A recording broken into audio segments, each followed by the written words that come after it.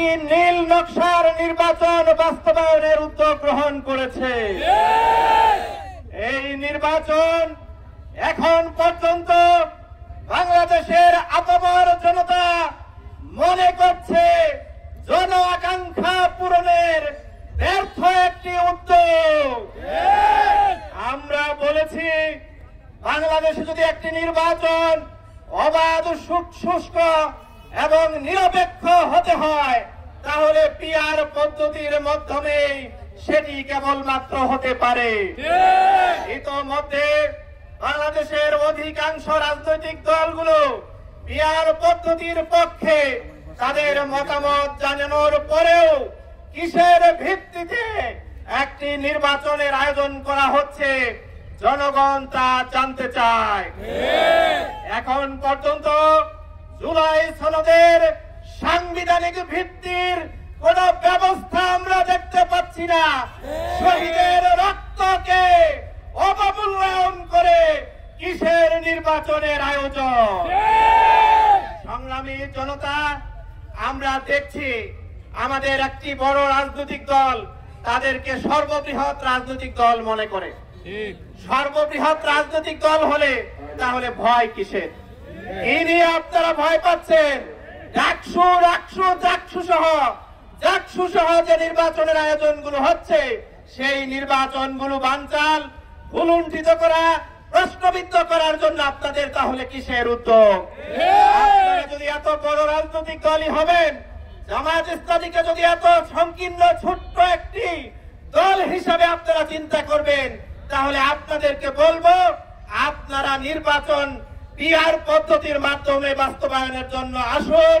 বাংলাদেশের জনতার কাতারে দাঁড়িয়ে আপনাদেরকে মানুষের মন জয় করার অধিকার বাস্তবায়নের জন্য উদ্যোগ গ্রহণ করতে হবে।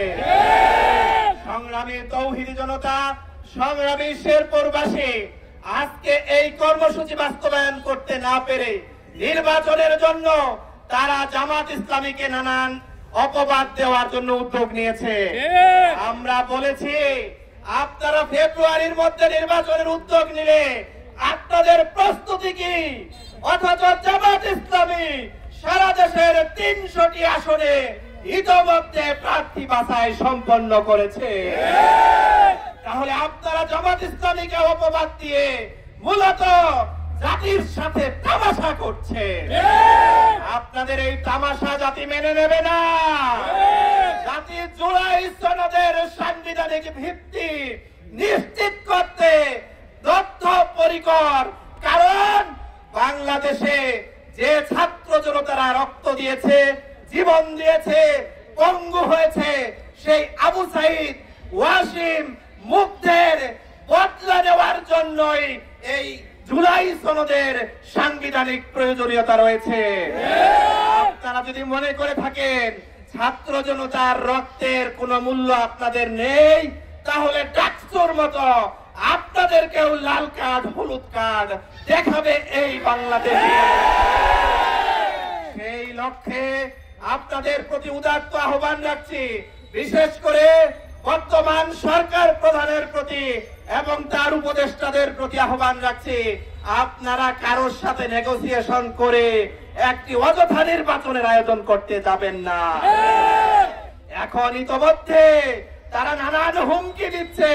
সেই হুমকিগুলোর মোকাবেলা যদি ইউনূস সরকার সাহেব আপনি মোকাবেলা করতে চান, তাহলে পিআর পদ্ধতির বাস্তবায়নের জন্য আপনার গঠিত কমিশনের প্রস্তাবের আলোকেই আপনাকে হাঁটতে হবে ইনশাআল্লাহ। যদি আপনি পিআর পদ্ধতির পক্ষে না থাকেন, জুলাই সনদের সাংবিধানিক ভিত্তি সহ অবাধ নিরপেক্ষ নির্বাচনের জন্য, লেভেল প্লেইং ফিল্ড নির্বাচনের জন্য, লেভেল প্লেইং ফিল্ড পুনর্বিবেচনার জন্য আপনি যদি উদ্যোগ না নিয়েই একটি নির্বাচনের আয়োজন করেন, তাহলে বিগত ফ্যাসিবাদী আমলে যে সরকারকে আমাদের ছাত্র জনতা এই দেশ থেকে বিতাড়িত করেছে, আপনার পরিণতিও সেরকম হতে পারে। সুতরাং সময় থাকতে সাবধান। আসুন, বাংলাদেশ জামাত ইসলামী সহ আজকে সারা দেশে ইসলামপন্থী, তৌহিদবাদী এবং বাংলাদেশপন্থী সকল রাজনৈতিক দলগুলো একাকার হয়ে সারা দেশে বিক্ষোভ সমাবেশ করছে এই দফাগুলোর সাথে সমর্থন জানিয়ে। আপনারাও জনতার কাতারে যে দেখুন মানুষ কি চাচ্ছে, মানুষের চাহিদাকে মূল্যায়ন করে শ্রদ্ধা করে এই দাবির ভিত্তিতে একটি নির্বাচনের ব্যবস্থা করুন।